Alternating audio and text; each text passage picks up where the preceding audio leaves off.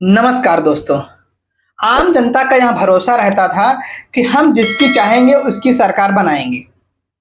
अगर मान लीजिए मौजूदा समय में सरकार खराब है तो हम अगले इलेक्शन में अपने वोट से हम उस सरकार को बदल देंगे।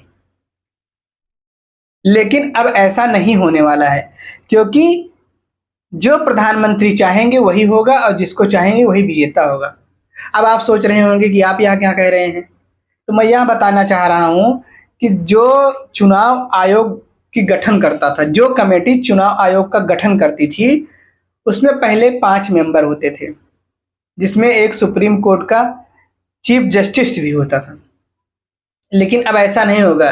प्रधानमंत्री नरेंद्र मोदी ने एक बिल पास किया है जिसके जरिए से अब साफ हो गया है कि इसमें सीजीआई मौजूद नहीं रहेंगे।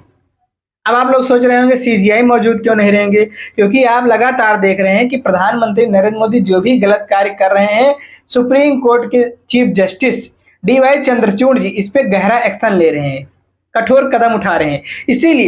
इसीलिए हमारे 56 इंच वाले चच्चा अब डर रहे हैं, उनसे काफी ज्यादा भयभीत हो गए हैं। इसलिए सोच रहे हैं इनको रास्ते से हटा दिया जाए, हमारी आजादी खुल जाएगी, हम जो मर्जी आएगा वही करेंगे। अब सोच लीजिए, आम आदमी का जो अधिकार है धीरे धीरे वो भी छीनता जा रहा है, क्योंकि अगर कोई ईमानदार आदमी कमेटी गठन में रहेगा तो जाहिर सी बात है कि अगले की मनमानी नहीं चलेगी। अब पहले इसमें 3 मेंबर का हुआ था कि एक आदमी सुप्रीम कोर्ट चीफ जस्टिस रहेगा, दूसरा प्रधानमंत्री नरेंद्र मोदी रहेंगे, एक नेता मतलब विपक्ष का एक आदमी रहेगा, एक नेता रहेगा। लेकिन अब ऐसा नहीं है।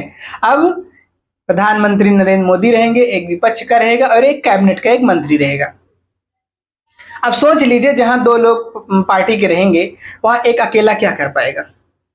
ये सारी जो राजनीति हो रही है, ये बिल जो लाया जा रहा है, ये सिर्फ इसलिए लाया जा रहा है और कि कैसे भी हमारी सत्ता बची रहे। और आपने कई भाषणों में प्रधानमंत्री के सुना होगा कि तीसरे टर्म में तीसरी बार हमारी जब सरकार बनेगी, तीसरी बार जब हम प्रधानमंत्री बनेंगे। आपने कई बार सुना होगा इस बात को।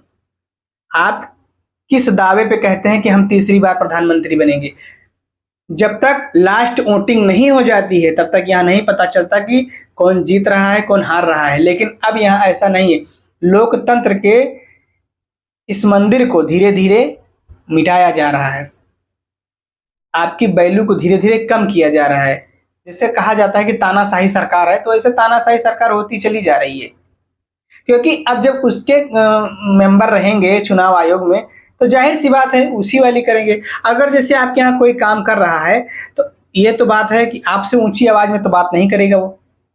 तो ऐसे ही प्रधानमंत्री जिसको चुनाव आयोग का नियुक्ति करेंगे जिसको, तो उनके एहसानों के तले दबा रहेगा। तो जब दबा रहेगा तो खुल के काम कर पाएगा।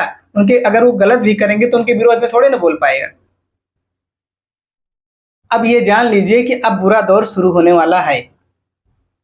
बीजेपी सिर्फ अपनी सत्ता के लिए कुछ भी कर सकती है, किसी भी हद तक जा सकती है। और प्रधानमंत्री नरेंद्र मोदी जी ने कहा भी है संसद में कि आजकल आप लोग सुप्रीम कोर्ट में देख ही रहे हैं क्या हो रहा है, मेरी तो समझ के बहरे है। मतलब जो सच्चा काम करे वो आपकी समझ के बाहर है, और आप चाहे जितनी बेईमानी करिए, चाहे जो करिए, आपकी जो इच्छा है जो बोलिए, आपको कोई रोकने वाला नहीं है, क्योंकि आप प्रधानमंत्री हैं। आपको कौन बोलने वाला है? लेकिन इस तरीके से जो मनमानी हो रही है, अगर कोई सामने आ भी रहा है तो उसको रास्ते से हटा दिया जा रहा है कि कैसे भी करके। साफ पता चल रहा है, इससे साफ पता चल रहा है कि जो चुनाव आ रहा है, कहीं ना कहीं भारतीय जनता पार्टी के मन में एक डर है। उसी डर को लेकर के ये सारी राजनीति खेली जा रही है। आप लोग की हमारे इस वीडियो पे क्या राय है, हमें कमेंट में जरूर बताएं। और अगर आप चैनल पर नए हैं तो चैनल को सब्सक्राइब करिए, लोगों को जोड़िए, हमारे चैनल से सच दिखाने की कोशिश करिए। धन्यवाद।